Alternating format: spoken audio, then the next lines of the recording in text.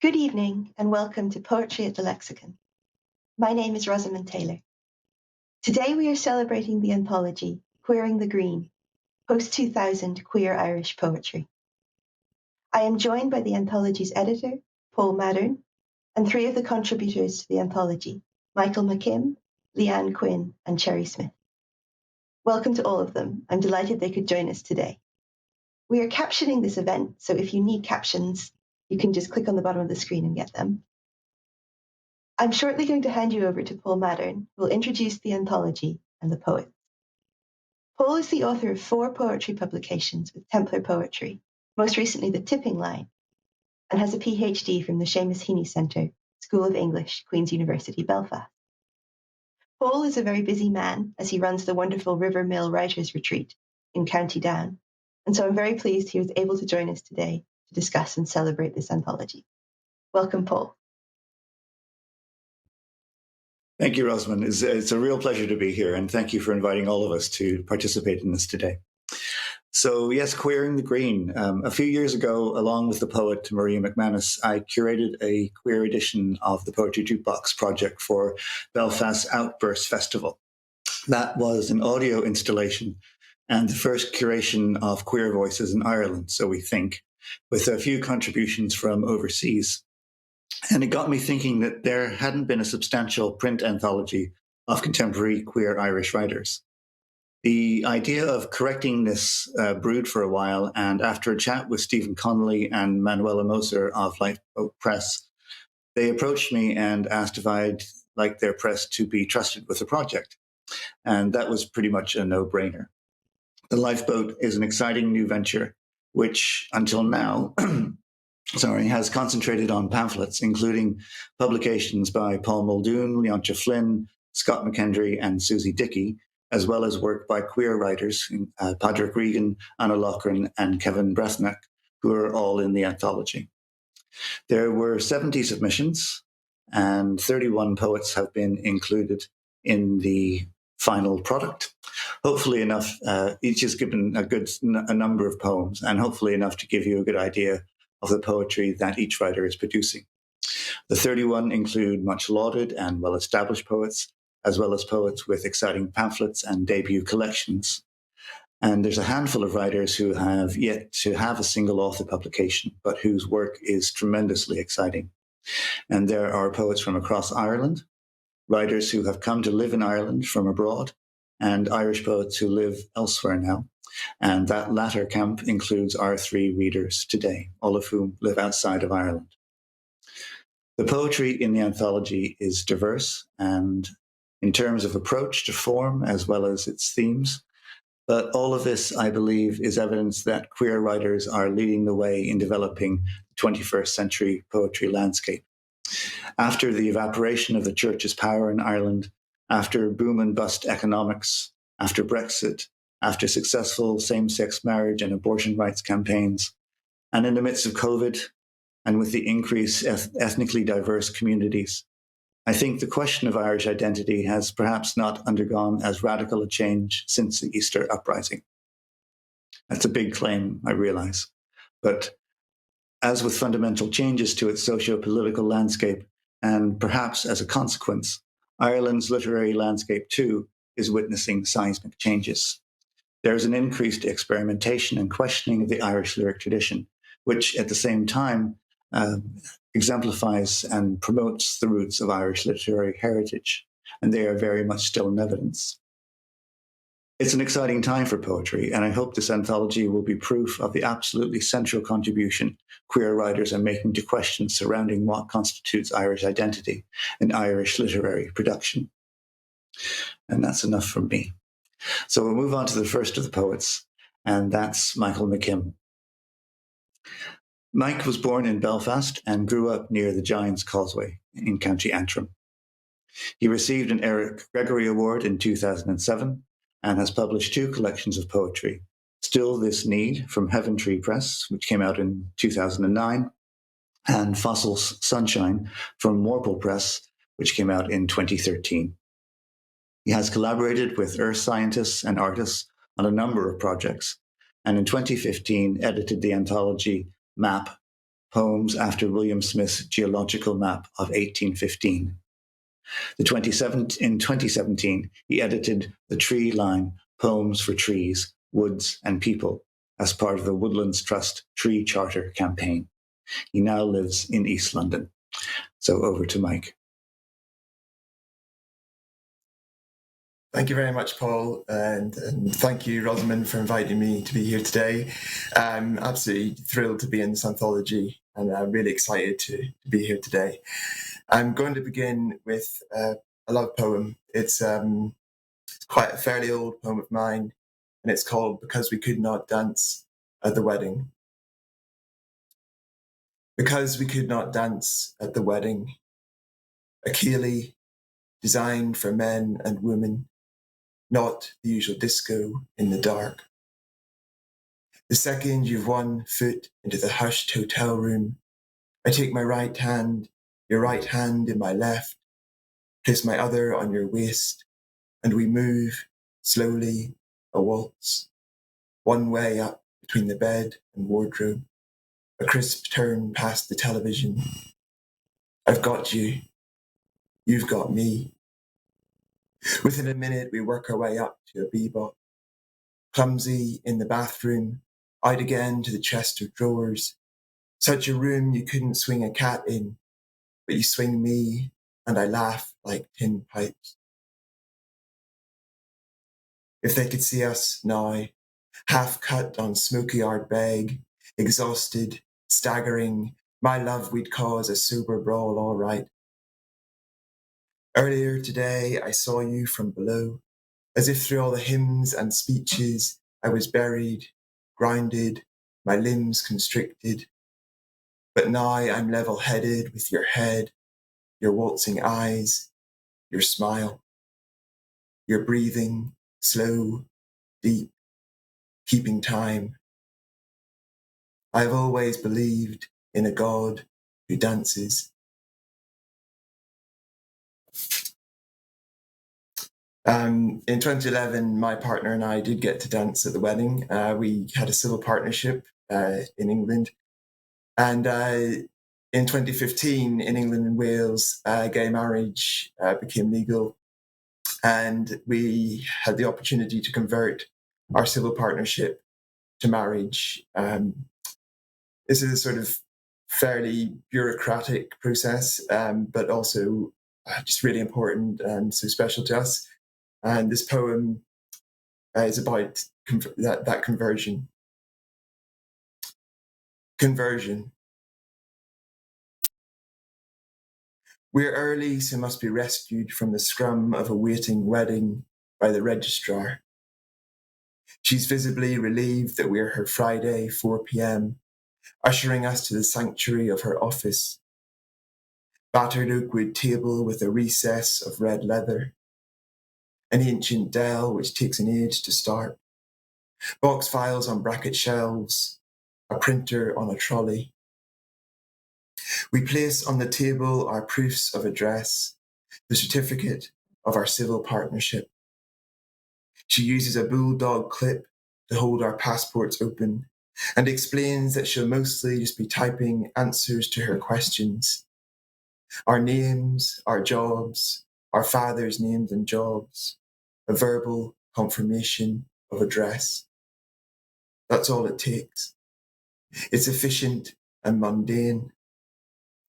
But I realise I've not looked at you since we sat down, and my heart is pounding, something I dismissed to waiting rooms from childhood. Dentists, doctors, boys' brigade exams, mornings in cold church halls, lining up against reinforced glass outside the headmaster's office, hoping you've done nothing wrong and worried you'll be caught out anyway. So that's what's playing on my mind in this moment as the printer whirls. That someone's going to stop proceedings. It's a criminal offence to defraud a registrar. And sitting here in this strange, familiar room with its ceiling tiles, you next to me in the plastic chair, you pull a little closer in an unconscious, modest movement. I don't think I fully knew before what language could do. that the weight of our vows is somehow writ larger now, is not something I thought I would admit. She places it in front of us smiling and hands you a fountain pen. You quickly check the spelling and we sign.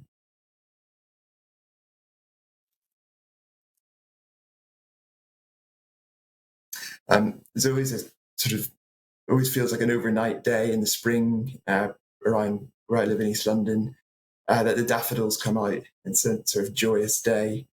It just seems to happen sort of like that. This poem is called Daffodils. Daffodils. The council, in its frugal, simple stealth, planted them last autumn.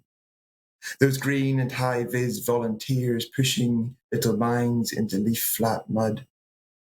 And now, as if a switch was flicked, they've detonated all over roundabouts, along the sides of roads, on brick-raised strips of grass that cushion the estates.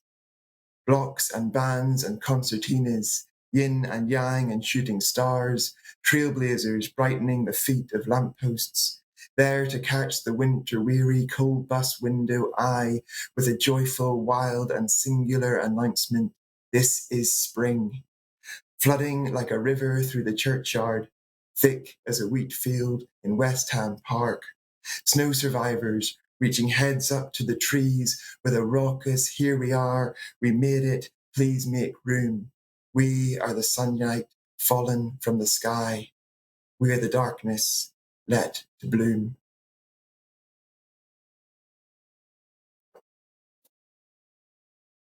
I'm going to read a new poem now. It's fairly long, so I'm going to finish with this poem. In June of this year, the Blood Donation Service in England updated their criteria for eligibility to give blood, which meant they no longer discriminated against gay men giving blood, donating blood. This is its history was in the HIV/AIDS pandemic, and so my partner went to give blood for the first time. This poem is really about that.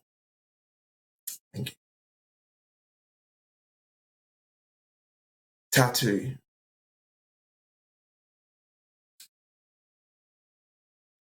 Every now and then, the world, the sky, damp, humid June, roof tiles brown as leather. There's a plant that sprung up wildly in our neighbour's garden, some sort of salvia, scab red petals inked with a smudge of faint black lines. I sponge a glass in the sink and watch the soft rain make grass greener. Moments ago, my husband went out to give blood for the first time and he's gone out angry. He read in a survey how many people in this country still think he should not be allowed to do it. He's gone out angry to give them his beautiful blood. Maybe, he said, they should be made to sign forms to consent to receive the blood of a gay man. And maybe if they refuse, they should die. No, he said, turning, no, not die, before he closed the door. Our home is left in that sudden silence, magpie cackle, slow hum and occasional bleat of traffic. I look down at the weird pecked plant and I do breathe a little at the relief of space and silence, bloody angry myself at the turning trick of temper. I imagine him cycling down Forest Lane, headphones in, that anger doing what now? I don't know, maybe already out of his head, the mind taken by the distraction of the now. School run, music, people in the street, the sheen on the road. Later, when he comes home smiling, sugared on orange squash and digestive biscuits, a sticker on his bike helmet, 2 hearts like on a sailor's arm, gushing about the nurse who said he had good flow, and jumped for joy when he told her he was gay. He'll tell me again how he came to have those moments of unfledged anger. How his parents, who had always gone up to give blood, regularly marching. I imagine them marching and always up. One never goes down to do a good thing. Practiced, perfunctory, sleeves rolled, swab and pierce and go. Simple as communion or filling the tank or watering the plants. How they asked him when he turned 18, as they had asked their 2 older sons, "Right then, are you coming to give blood?" How he'd blushed and busied himself at the dishes, or pretended to be taking something to his room and said breezily enough, No, I can't, I got a tattoo." 18. Why is it I feel your anger like a needle? Hellfire and brimstone? No, not that. Bookish class shrug? No, not that either. A letting go. A loss. We'd all have done things differently, would we not? I remember when my brother dyed his hair that rinsed slush puppy red, all this thundering movement on the stairs, my father practically throwing him up the stairs to his knees over the bath under the faucet, the most violent thing I saw in our house ever. All that colour running into the plug hole, the red blemishes like bruises for weeks on the cork tiles. No regrets is the greatest lie I've heard.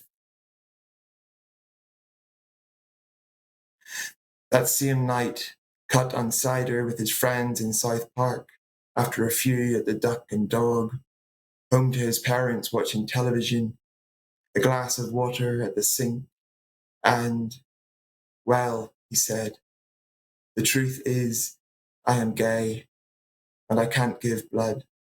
It's against the law. There is a way to enfranchise your children in this country, but I wish that way would not breed latent anger. I wish that anger wasn't needle deep. I wish our friends knew more about our anger in this country, that we did not hold it from them in the shrug and sleepy smile of relative peace.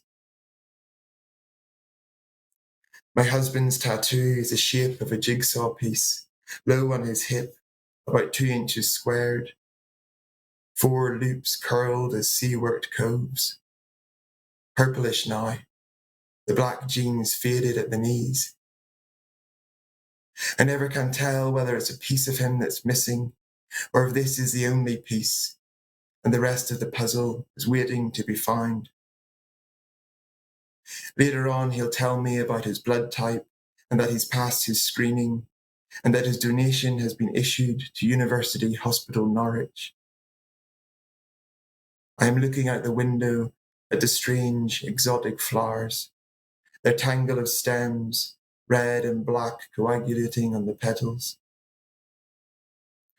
Every now and then, simply the world, the neighbour's garden, the people on the street, the plants, the tiles, the soft rain. Every now and then, the distraction of the sky. But I don't want the world to get away with this today. I'll ask him about the salvia and he'll come to join me at the window. Our neighbour's garden is wild as the hills. We'll look at the petals red as strawberries, but I don't want them. I don't want their plush, soft distraction. Not today. Thank you.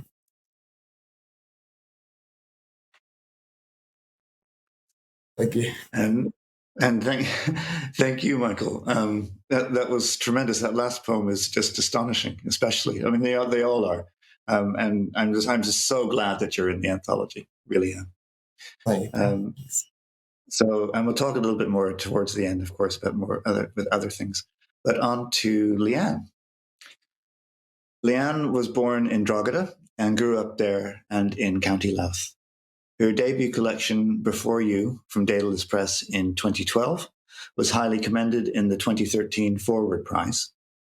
Her poems have been widely anthologized, appearing in the Forward Book of Poetry in 2013 and Windharp, Poems of Ireland since 1916, and Hold Open the Door, a commemorative anthology from the Ireland Chair of Poetry, among others. Her second collection, Some Lives, was published by Daedalus in October 2020, and she currently lives in Munich, in Germany. So over to Leanne. Thank you so much, Paul. And thank you to Rosamund for inviting me to read here today. It's an absolute honour to read with both Michael and Sherry. And I'm delighted to be included in the anthology as well. And I'm so excited to read it and all the other poems. The poems that we're reading today, the poems that are in the anthology, come mainly from my first and second collection. So I'll read some of those. A lot of the poems in my first collection before you, particularly in section 1 of the book, are explorations of grief in relation to the death of my sister. So I'll start with a few of those. This first poem, I suppose it's about wanting something other than memory to confirm that the person you've lost actually existed. So it's about wanting more of a person than what memory leaves you with. Absence of memory. At the end of each day, I dispel into meaning the absence and presence of you, and think how I have tied myself too vigorously to the habit of half-truths and homespun sentiments. I should instead comb the world for facts of you, put them into clear jars marked by date and time even. Then I would dispatch them into the stratosphere of hereafters and wait for a light to blaze across this thin-skinned sky as proof that there is still something of you that cannot be reached by memory. This next poem, when I wrote this, I was thinking about the fragility of a human life, about impermanence and the insignificance of a human life when compared to the life of the sun or ancient civilizations and landscapes on our planet. Though they too, of course, exist in a state of impermanence, and now more than ever. Acoma. Furtively, like the moon receding, light consumes the room. My own sky city, trapping heat, warming the amber walls, lessening the cold echo of an empty house.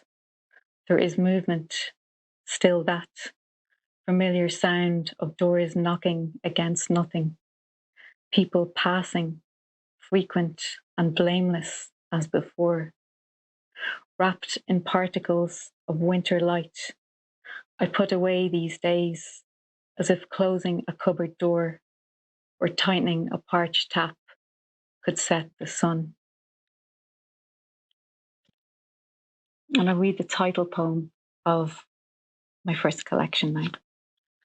This poem is about wanting to get back to a place before loss, but not just my own loss. All that was lost to my sister when she died. Before you. It was all crimson or black anyway. Eyes opened or closed, it looked good out there. When things were still beyond reach and no one had come to warn you of your potential, like you were wood or stone, waiting to be something made from wood or stone. And the sun didn't need to be fixed to a certain height or lowered to a specific point for you to be happy. It was glamorous too in the preemptive stage when you had gathered yourself to yourself as if you were love or simply something warmer than your own skin. The air was breathable then. It took from you and was returned unblemished. And with that, life was in the wings. beating a silent drum before you, telling you this and this and this. The poems in the second part of this collection engage with the American poet Elizabeth Bishop. And I suppose the poems are responses to my reading of her letters and the bishop that I found there. And the poems kind of engage with images or phrases or incidents that happened in her life and kind of struck me. And the responses really to that. So I'll read a prose poem, and it's in 2 sections. Storms.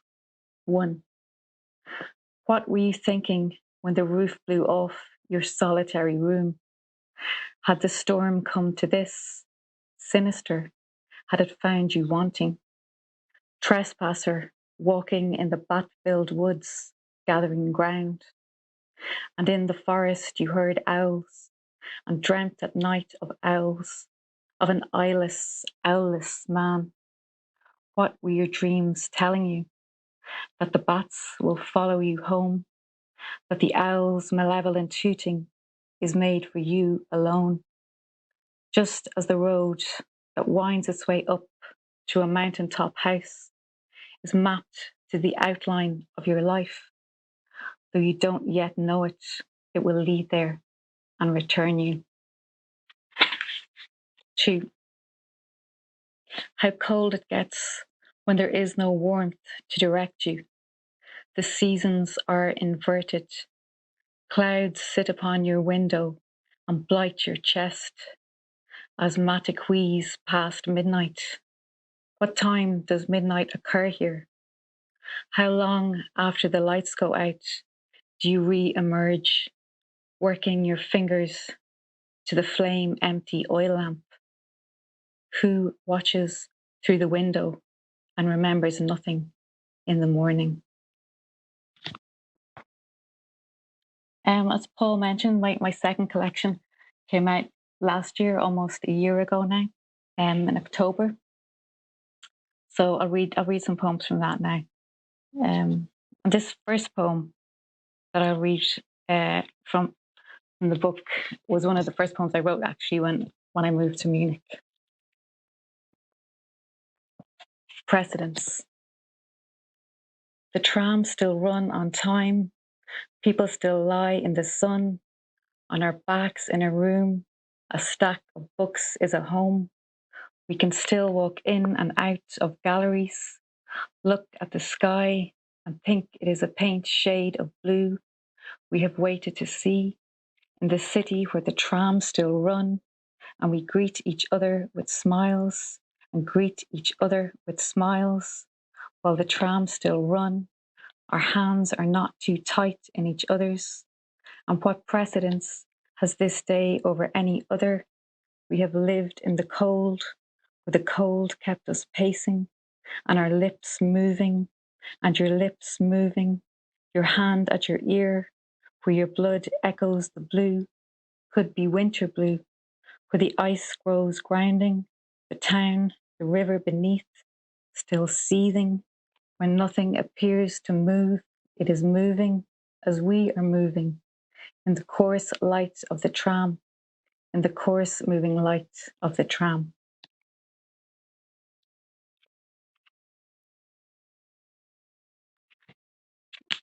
This next poem is a winter poem. Smoke. Winter fills my lungs with smoke as I breathe in the new year in this old house. Winter of locked doors and empty rooms. Winter of ill winds and thrashing rains. Winter. Was I always this afraid? Smoke billows from the bonnet of my car, and I think house, not car. I think beautiful bonfire. I think your blood into flames, your charts into char. I think with your precision. Oh, how we both know precisely more than the other now. You how to go, me how to go without. And yet here you are, asking from across another winter's divide, are you okay? Answer first, and I swear, smoke billows into the black sky, our lives for kindling. Ash will mark our loss in the morning.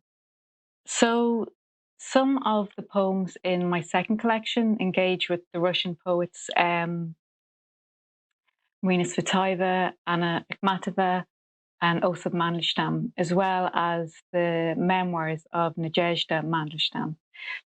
So I'll read one of those poems now that draws on the life and the writing of Marina Tsvetaeva that I found in her prose and her letters and in her poetry. It's probably more accurate to say the personas and inventions that I found there in her poetry. And the poem has an epigraph from Tsvetaeva, which reads, "Only my basic no remains. Any weather. Yesterday we moved again from one room to another. I have refused the suburbs where life will simply not go. I'd rather be where it goes badly. I write letters today instead of poems, and tomorrow postcards will better suit this reducing down of myself to negatives. I used to think any weather. I used to think any state. Used to think anyone could carry any burden and still retain a handful of happiness, like a handful of grain. I used to have quite a cheerful nature, would go out in any weather. Now I don't think to go out at all beyond necessity, which is now my only state. I fear everything. I'm unable to suppress it. I have had no summer, but I do not regret it. As I write, I am almost ashamed to let you know I am here and still alive." This next poem is called Other Worlds. Courage, what courage? How can you say you would not survive in my shoes? The mud stinking beneath our boots, the house on stilts sinking. Love, what love? I see the dead poet on the bridge at night, walk where he walks. He doesn't know me, but knows I am there, incapable of leaving, incapable of staying. Cities, what cities? The train stops, starts as though in a dream. I see an uprooted tree in a cloud. I think of the you that is and is not. No one departs. Lives, what lives? We are only resembling. The fish are turned out, already cooling in the pan. The old world ends, the other awaits. This next poem is a short poem, and it's a poem that ends this collection. And I suppose it's a poem that in some way casts doubt on the poems that have come before and what they have been exploring. Unless white light takes root in the night, embers blur in the grate, someone is using a torch to go about their own home. You could stand by the window and wait for light to shatter the sky, but it won't be what you imagined. Unless it has already happened, you were already here. Yes, I was already there. It was still nothing like I'd imagined. I'll finish now on two new poems. I'm currently writing a series of poems about the Drogheda-born modernist artist, Nana Reid. And this poem is a response to a painting of hers called Harvest Time from 1946. Harvest Time. No sign yet of the smothering snow, no portents here of weather. August suggests only itself. Steam rises from the horse's back. They will swim him in the river, just to be sure. Just to be sure, they will watch the angle of sky above the mountain ridge, judge it to be blue. There are fires burning across Europe as autumn fruit falls in what they say has been a record year. And I'll finish on another new poem. I tend to write about the city quite a bit and take inspiration from the city. So this is one of those city poems. Steeples. It looks like you live in a city. Buildings bloom high above your head. Stone carefully chosen by a selection committee. In winter, the sun makes the pavements flush pink. In summer, impossible to look. You're in a city of moving stone. I know this street. Are you near the underpass? I can see the steps jagging into the smell of night. Are you by the river, the one that runs green to July? Say where you are. Say a street name. Was that a steeple? I hope I haven't stopped seeing things. Thank you. And thank you, Leanne, very much for being here and taking part in this today. It's as with all three of you, it's just terrific that you're in the anthology. And what really struck me in that poem, Any Weather, is how a poem can be written for a specific moment, but has a relevancy beyond that. I don't think to go out at all beyond necessity. Is a line that we could take for our current times as well. So thank you very much. And on to the final poet today, Sherry Smyth. No, there we are. Right. Sherry Smyth is an Irish writer who lives in London. Her first two poetry collections, When the Lights Go Up in 2001 and One Wanted Thing 2006, were published by Laoghaire Press. Her third collection, Test Orange 2012, was published by Pin Drop Press, and her debut novel, Hold Still, was published by Holland Park Press in 2013.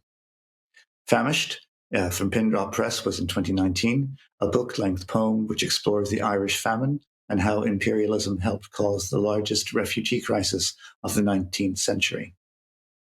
Smyth also published Queer Notions, Scarlet Press, 1992, and Damn Fine Art by New Lesbian Artist, Castle, 1996. Over to Sherry. Thanks a lot, Paul. Thank you, Rosamund, for inviting me. And it's a real honour to read with Michael and Leanne, whose work I admire tremendously.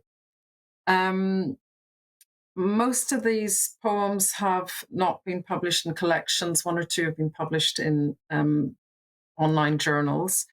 And the first one is kind of about how do we, to quote Marguerite Duras, move faster than the non-writing part of ourselves. There's so much trying to stop us from writing and connecting with the inner life that we write from.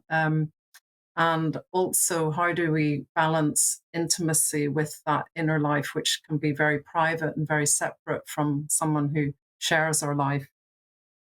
It's called The Answer. Where do I go when I leave the best part of myself? What do I fill when the emptiness pulls at me and I smile from the chasm? I hide in loneliness till I am sick enough, enraged enough, blunted, and then I tap a sharp beak at the shell. You want to take my hand, say, come. So how do I leave this warm, this single incubation? How terrified I am of cold storage, of love harvesting all that's good, except what can be grown when I am utterly alone. If you can't help me with this truth, then we will live lies. I want to ask, but I'm afraid of the answer. If I could write into the most unpermitted place I know, I could find you. I want love to permit me.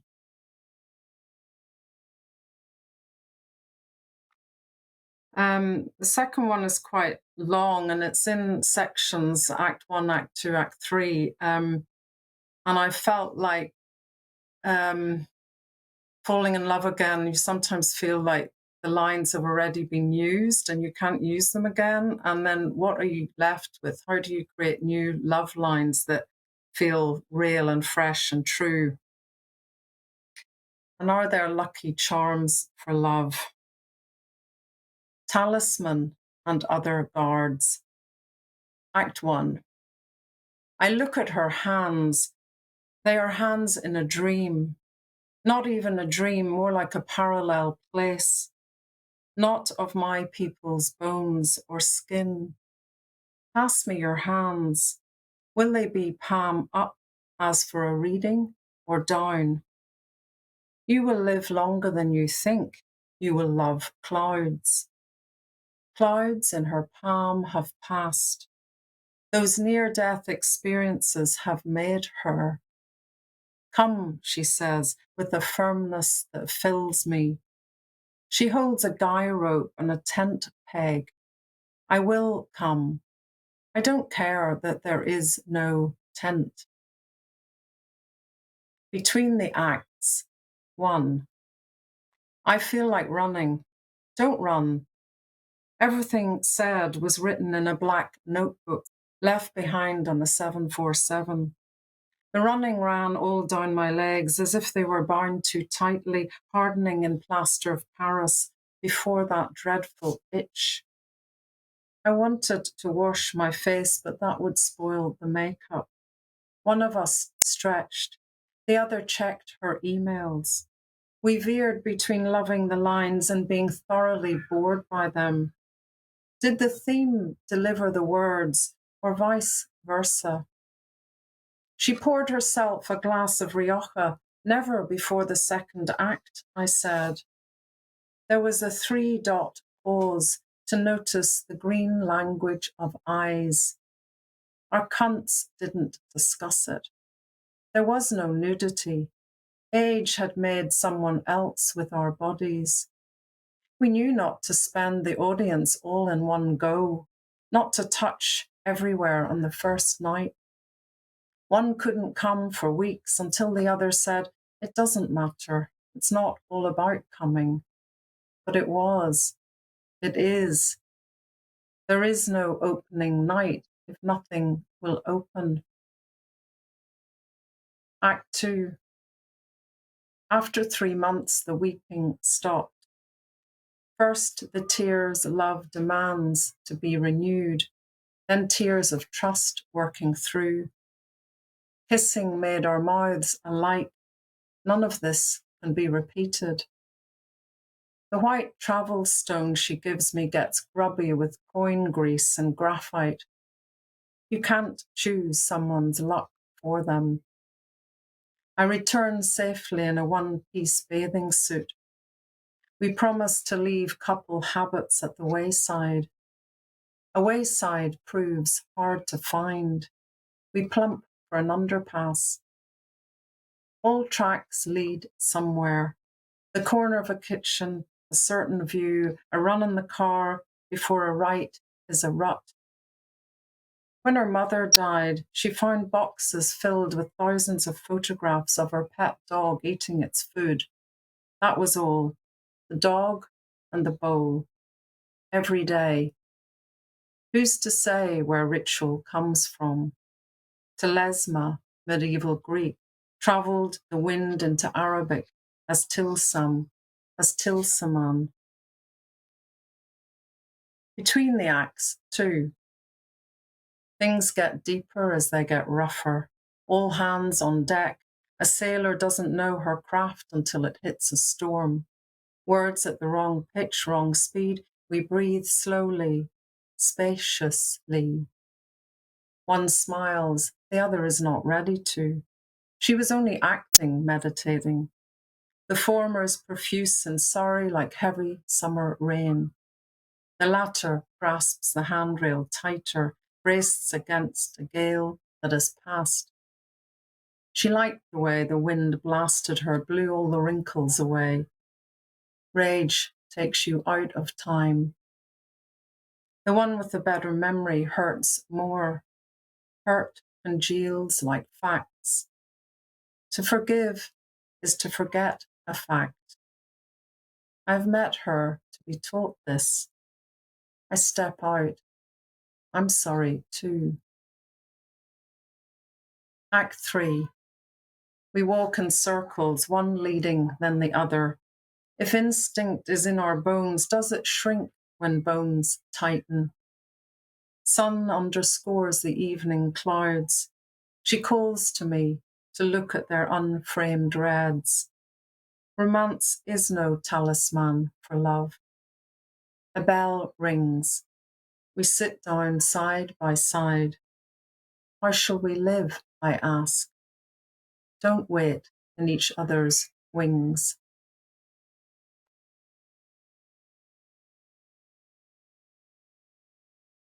And this is another kind of poem that came out of a relationship, towards the end of the relationship, I suppose. Maybe if that's not clear. Short of breath. You'd been quiet because I made you. Then you were quiet because you could not leave the room and could not speak. There were reasons we couldn't come up with. A medicine for everything that had been said and done. A knife. You hauled me out of myself with no form in mind, a long line of string, swallowed and pulled back up again. We didn't know where anything was going. I thickened, then thinned, terps on oil, self-done, going shy. My end of summer toenails, 10 little paintings. Swimming naked in the cold, dark lake, the cure from into the cure for. We hold our breath underwater, seeing who streams up first. I had some idea of our invisible fighting, but didn't know it was to the death. Even the air between us is fear. You take my hand. There is no end to falling and each precious breath. Is every family a crime, asking to be forgiven? I'm the first to hear the deer running in the bluebell forest, and you took me there.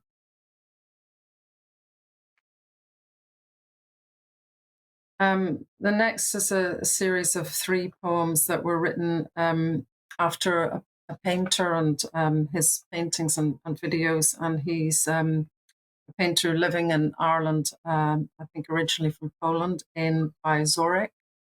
And I think it's interesting how an image or a poem can help you look at something that otherwise you turn away from. And these poems are based on surveillance footage of border crossings at night, where people become very abstracted and try to sneak through darkness and take shape in another place, safer place. Night crossing. Extremities show up dark for heat. Dark round heads, dark dots for hands, travel a kind of incline. Clothes present white-shouldered spaces, pressing figures out of grey. A smokier whiteness pools a cloud of faith between the leader and the 4 following, the one who believes most that borders are porous. Like the circular place art coaxed between an infrared photo and a thin glazed painting that opens us to looking twice, once surveilling, once caring to see. In balance. The four men in the image seem to perform aerial magic, grappling atop two metal poles, one crawling in air in tranquil magnetism as if photoshopped, a feat as weird as Saint Simeon the stylite, who chose life at the head of a column. Another, tense against tumble, grips, not flails, for purchase, a birdman who can't fledge. Then the barbed wire that connects them, the unseen fence is understood, their frenzied agility and washed-out capture, a miracle of flight. Thousands would come to Aleppo to witness the man who dispensed with walking, had devised a treehouse without a tree, a platform to offer up the barest, open peace. Compulse. Newsprint magnifies the grain of a video still like salt on a winter's morning, car lights on, making something human transported. A vague triangle frames the right-hand side, awning to an eye, trying to draw out from pale grey and white, blurs meaning, the evidence of trajectory. Bad nodes, perhaps, arrayed in scanned confusion, or torchlights coming through the sudden fog in a line of muscular rescue. Either way, things in a body, towards a body, mine, yours, in gentle cusp.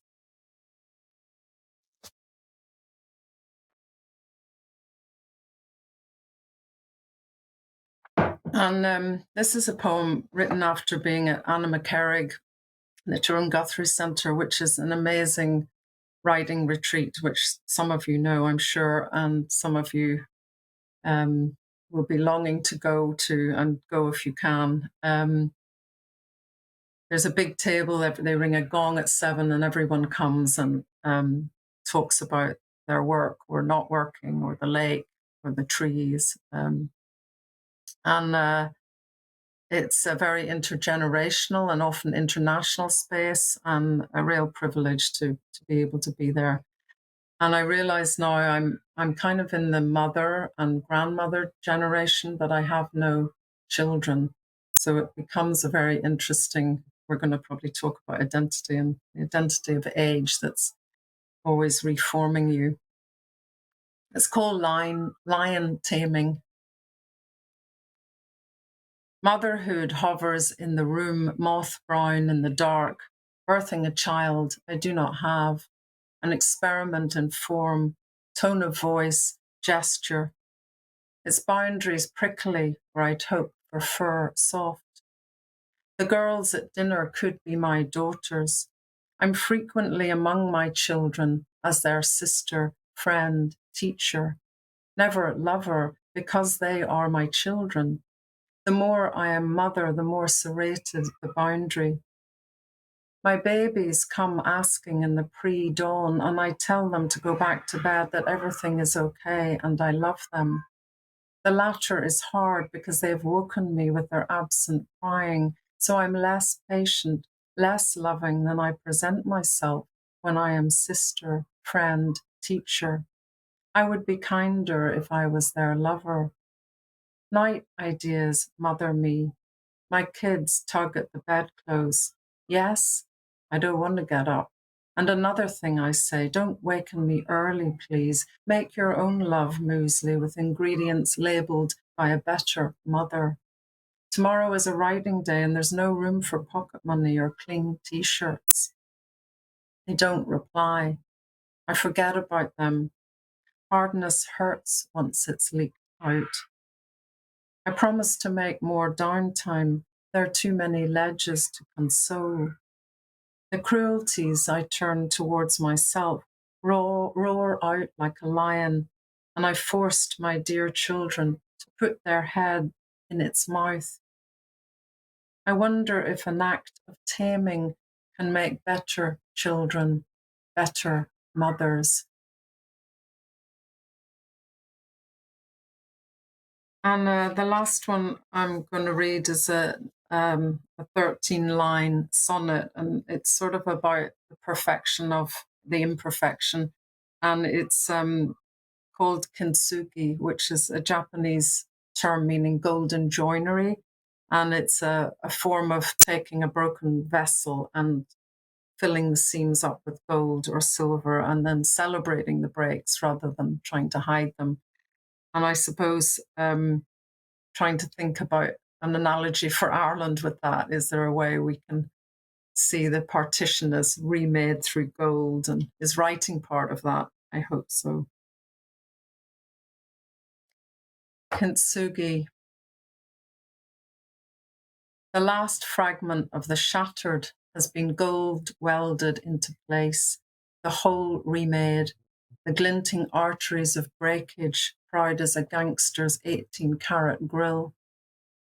This vase outran its smash, its ambitious, radial, kaleidoscopic across the tiles.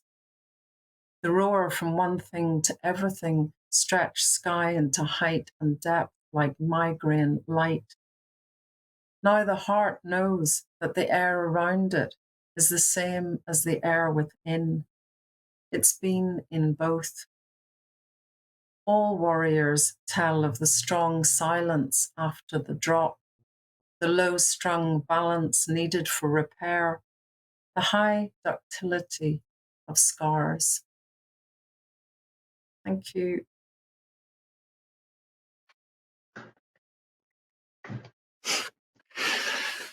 Thank you, Jerry. I mean, as I've said with the other two readers, it's wonderful to have you in the anthology. And I remember when I moved to Northern Ireland and began to write, you were, as far as I know, you were the only openly queer writer who was living here, or here at the time anyway. And it meant a great deal to me to have that as a sort of, not as a role model as such, but as an example. So to include you in the anthology is especially dear to me. So thank you very much for that. Thank you for all three of you for the readings. And I should also mention that our wonderful host, Rosamund, is in the anthology as well, and is one of those exciting new voices on the Irish poetry scene. And the publication, the single author collection, cannot be far off. Maybe we can just talk about that too when we chat. So for now, thank you all three of you for wonderful contributions to the anthology and to this reading. It's deeply, deeply appreciated. Yes, and thank you so much, Paul, for those wonderful introductions and for letting us know a bit about the anthology and your process in writing it. So copies of Queering the Green will be available from the Lifeboat Press soon, and the DLR libraries will definitely have copies as well. We never end up having enough time for all the questions I'd like to ask. So I'm going to jump in right away. And please feel free to ask each other questions as well if something comes up. I was going to ask Paul first, just I wondered if working on the anthology had changed your view of Irish queer poetry at all, or if anything had arisen that had surprised you. There were lots of surprises, I have to say. I thought I knew pretty much all of the queer writers in Ireland or Irish living abroad, or et cetera, et cetera. And I invited them, and then people started mentioning names of other people, and I'm like, I've never heard of them, and invited them to submit work as well. So in the end, as I think I said, we had very close to 70 submissions. There was one person I invited who didn't want to submit, which is fine, their choice. But it was wonderful to discover new, exciting writers that I had never read or never even heard of before. And I think that speaks a little bit to the fact that queer writers feel a bit more freedom now to openly identify as queer in Ireland, certainly in this century, with some of the advances that have been made. There's a ways to go still, of course, but I think that's true of all minority communities within the larger picture. So that surprised me a great deal. The diversity of poetry, which I've tried to really sort of push to the fore within the anthology. So I wanted to represent the different styles of poetry that were coming into me as the editor. And I think I've achieved that. At the same time, I hope I've included all sectors of the queer society as well. So yeah, there's been lots of wonderful surprises. And within all that diversity, did you think there was anything that particularly made Irish queer voices distinct? Yeah, I think there's one of the things. If there's one thing that I think unites all of them, it's the queering of the landscape, really. As I say in the introduction, be it the domestic or urban or rural, or even the sort of the landscape of the poem on the page. I think the insertion of the queer figure into that and into the Irish lyric tradition, or playing with that Irish lyric tradition, I think that's something that unites all of the poems in one. So that would be the unifying factor, if you like, for the poems that are included, or at least my interpretation. I posit that there's this sort of hypothetical spectrum, and there's someone like Stephen Mooney on one end of it, who's an Irish poet who lives in England, who I had never heard of before, who's really experimental and radical and out there on the very edge of what we would consider poetry to be. And then at the other end of the spectrum is someone like Jane Clark, who is writing very, very much within the Irish lyric tradition, but also inserting a queer persona into that landscape as well. And I argue that both are equally valid in terms of the queer experience, and then everyone is sort of in a spectrum along some sort of hypothetical spectrum within that. Mm. Yeah, that really speaks to the richness of the different voices that you're able to capture within this anthology. I'd like to ask more broadly to everyone here if you feel like there are any advantages to being a queer poet, or whether the feeling of being other within whatever landscape you're in is valuable. I wonder if I could start with Michael and put you on the spot. Yeah. I wonder if I sort of might turn it on its head and say that for me, writing sort of it brings its advantages to being queer, and it's sort of the queering of language, but also for sort of articulating queer experience and sort of being within the creation of a poem.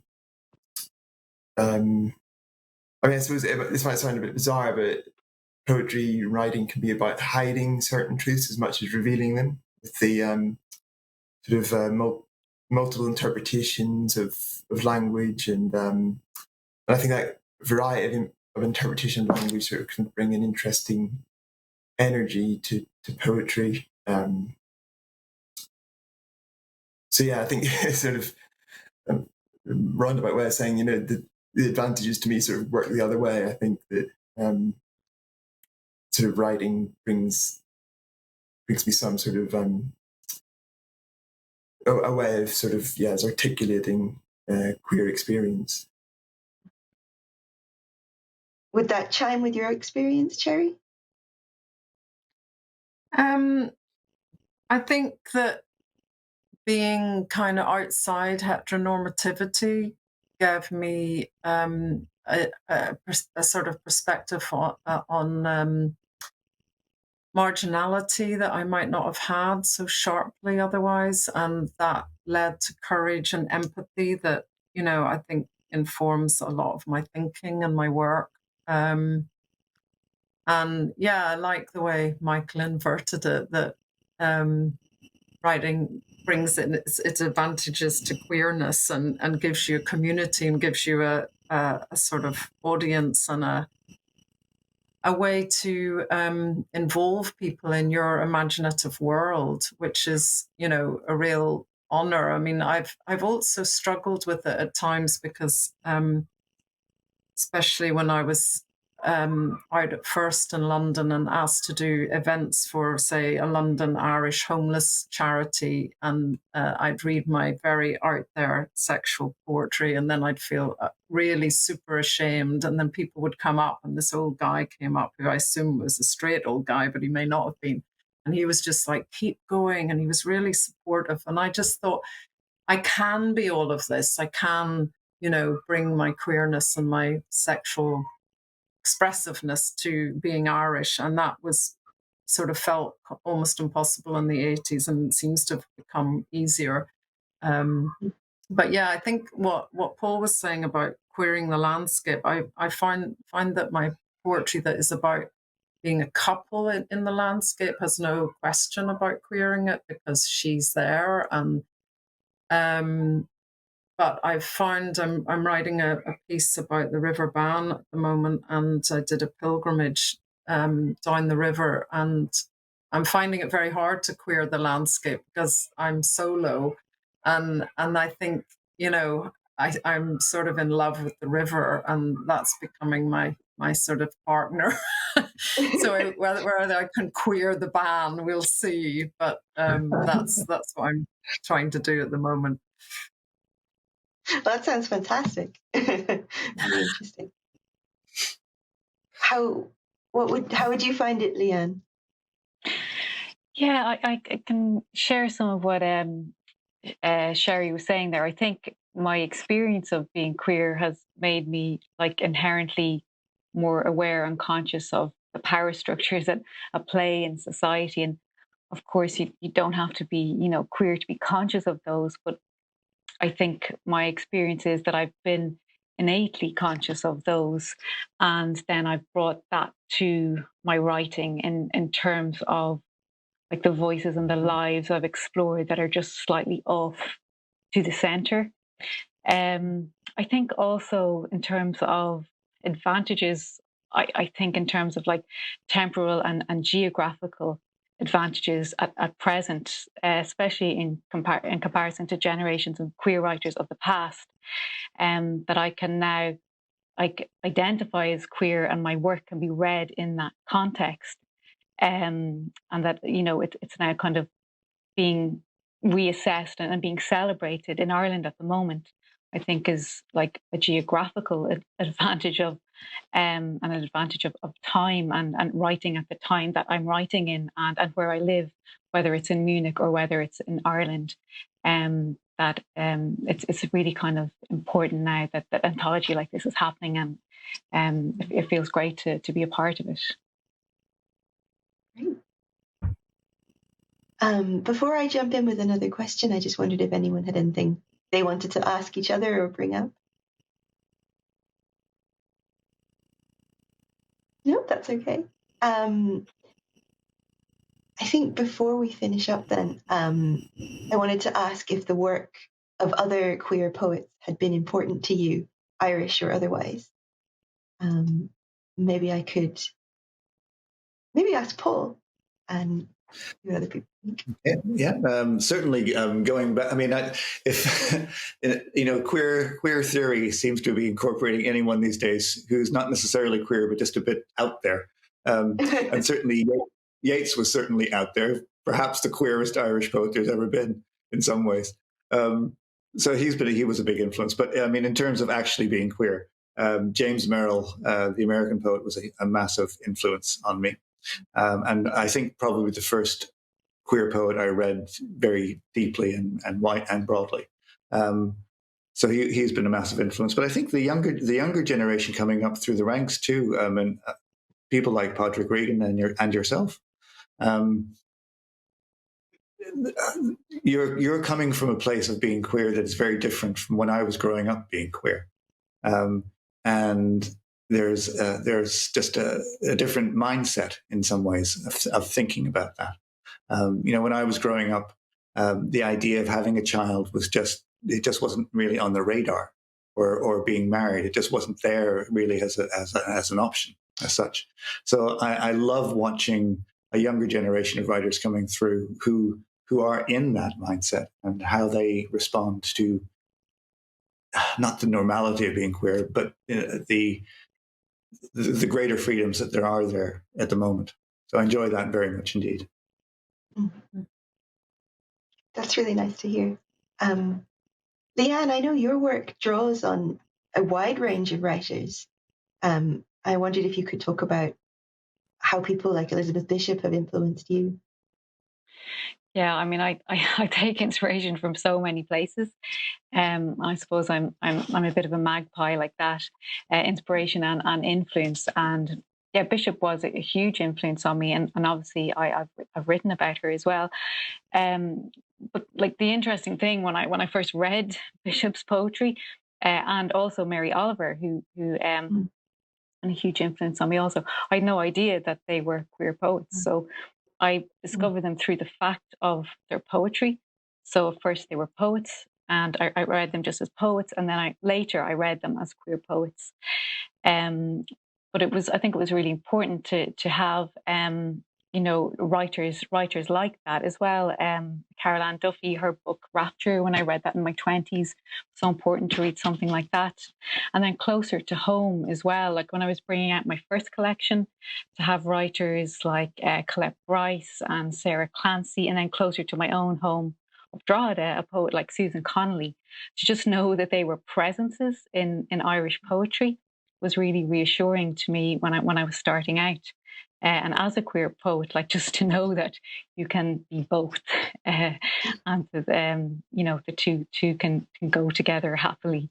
So that was really important to have those figures. Yeah, I always find it really interesting with Mary Oliver, because I was initially drawn to her because of her writing about depression and how she kind of explores the landscape of mental illness in her work. And then it was really surprising to find that other parts of her identity also chimed with my own, even though it wasn't something that was overt in what she was writing.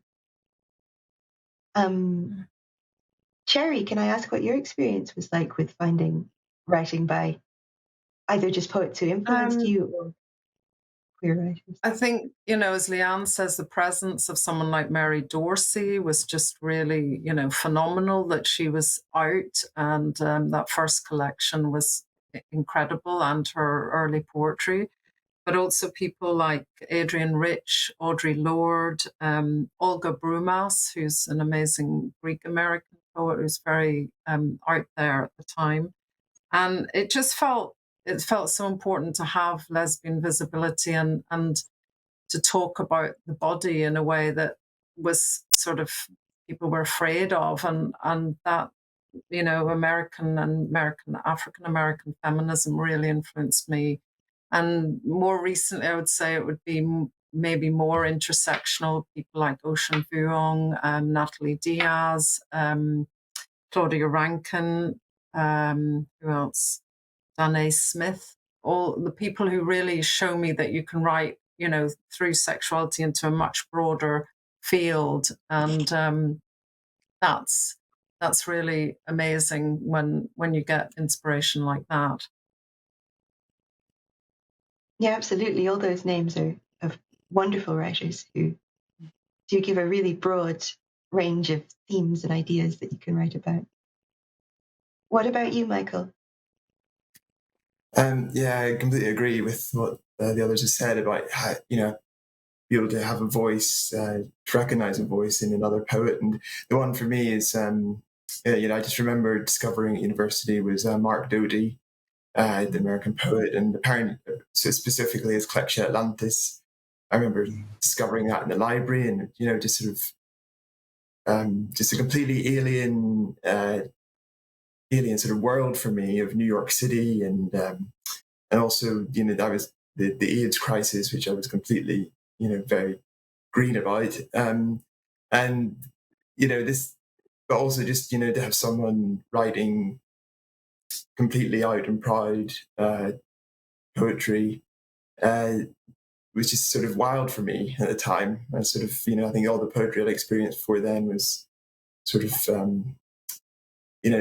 even as say if you discover their poetry first and then their queerness, but here he was, and it's just right there. And Mark Doty remains a huge influence on me. His collection Deep Lane. I sort of have this sort of collections that I just I know I can throw it into my bag at the beginning of a day, and I can just read it, and it's going to sort of give me some sustenance for the day in a way. More recently, I've discovered a poet that I really love called Ellen Bass.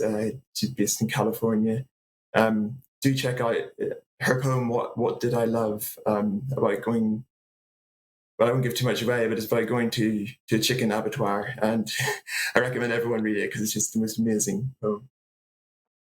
Paul, were you going to say something? Yeah, I just wanted to come in and say Mark Doty was over here at the Heaney Centre as an international fellow or some such title, and he was incredibly supportive and generous in his support of other queer writers in Ireland. Also, I think it's important to mention Eileen Miles, who has been over here quite a bit in Ireland in general, and herself has been a huge influence and supporter of Irish queer writing as well. That was it. Yeah. Thank you for mentioning those as well, Paul. And I love that word you use, Michael, sustenance. I think that that's something I often find in poetry, that there are collections and poems that will always kind of provide sustenance no matter how many times you read them. Okay, unfortunately, I think it's probably time to wrap up now. I could definitely continue talking about this, but I don't want to put too much pressure on people's time. So I just want to thank Paul, especially for coming and talking about the anthology with us. And then it was so wonderful to hear Cherry, Michael, and Leanne all read. And it's been a wonderful evening. And thanks to everyone who's watching this event. We should have another Poetry at the LexIcon event before the end of the year. So please watch this space. And please look out for Queering the Green when it comes out, which will be very soon. And for now, good night.